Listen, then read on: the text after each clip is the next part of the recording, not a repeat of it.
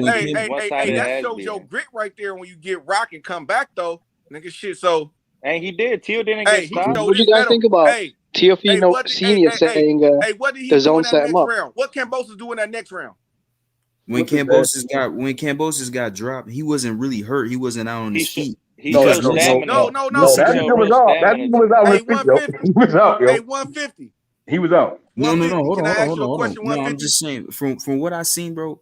He when he got dropped, I don't think he was severely hurt because once he got up, he started going right back at him again. You don't remember that? Hey, 150. You don't remember that? Can I ask you a question? 150. Yeah. What's up, bro? Hey, what did Kambosos do in that next round?